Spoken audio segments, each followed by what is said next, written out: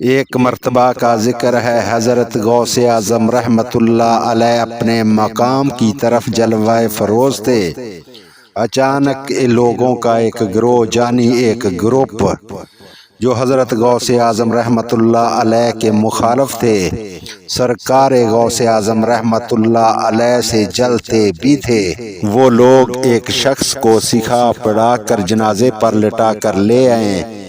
ان لوگوں نے یہ منصوبہ تیار کیا کہ حضرت غوث اعظم رحمت اللہ علیہ جیسے ہی جنازہ پڑھائیں گے، اس شخص کو بولا گیا کہ تم اٹھ کر کھڑے ہو جانا تاکہ ہم حضرت غوث اعظم رحمت اللہ علیہ کے اوپر ہنس سکے، ان کا مذاق اڑا سکے، ان کو ذلیل کر سکے۔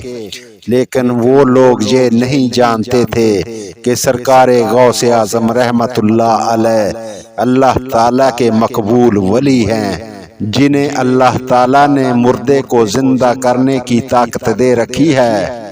وہ لوگ آپ رحمت اللہ علیہ کی بارگاہ میں حاضر ہوئے۔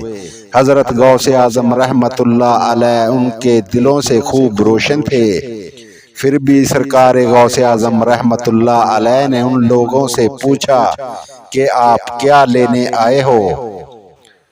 ان لوگوں نے جنازہ دکھا کر کہا، جی یہ جنازہ پڑھا دیجئے۔ سرکار غوث اعظم رحمت اللہ علیہ ان کے دلوں سے واقف تھے، تو آپ رحمت اللہ علیہ ان لوگوں کے کہنے پر جنازے پر کھڑے ہو گئے، نماز جنازہ پڑھا دیا۔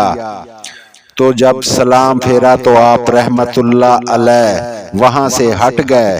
وہ لوگ جنازے کے پاس تو نہ گئے، تو حضرت غوث اعظم رحمت اللہ علیہ کے پاس آ گئے اور آپ رحمت اللہ علیہ سے فرمانے لگے کہ آپ تو بڑے بزرگ بنتے ہیں، آپ کو تو یہ علم ہی نہیں کہ جو جنازہ آپ نے پڑھایا ہے وہ کسی مردہ انسان کا نہیں بلکہ آپ نے ایک زندہ انسان کا نماز جنازہ پڑھایا ہے۔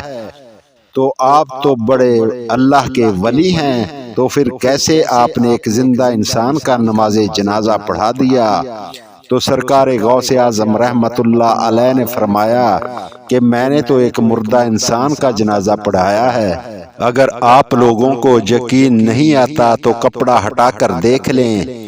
ان لوگوں نے حضرت غوث اعظم رحمت اللہ علیہ کی یہ بات سن کر، کیونکہ وہ لوگ پہلے سے حیران تھے کہ ہمارا دوست ابھی تک اٹھا نہیں، پھر انہیں لگا شاید وہ ہم ان کے اشارے کا انتظار کر رہا ہوگا۔